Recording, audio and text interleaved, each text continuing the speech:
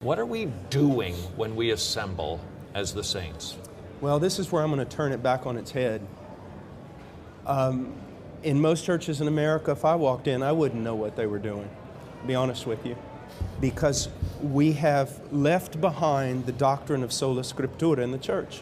So churches are basically based on the cleverness and pragmatism and charismatic personality of leaders. And it's done by entertaining people or by keeping them busy. You see, people want to have meaning in their life. They either want to be entertained or they want to have some kind of meaning. So you make them busy. You make them part of a machine. You make them part of a vision of a charismatic leader. And you get them all headed in the same direction. That's why, you know, a 60-year-old accountant for Walmart ends up joining a biker gang and going to Sturgis, you know, and hanging out with all the people. Why? Because he's looking for something. So you can build a church on all kinds of things that aren't biblical. And that is the great problem. A lot of the excuses that are happening today, there is no excuse, but they're founded upon the fact that pastors do not fear God and are not managing God's bride according to the dictates He's given them. Furthermore, a lot of pastors are building their own kingdoms on the bones of unconverted church members. So that's why we've got the mess.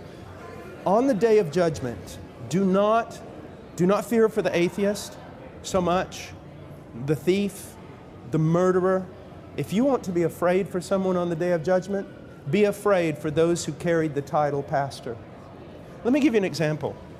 I gave this example last night. Let's say that a king had a bride. He loved her. He dressed her in white. She was pure and precious to him, and the people admired her for her virtue, for her merit. And the king has to go on a long journey, and so he tells his steward, he calls his steward in and he says, here are the directions, and you are to care for my bride. You do not deviate from this, not one jot or tittle, and when I come back, you'll be rewarded, or I'll come back and you will be severely punished.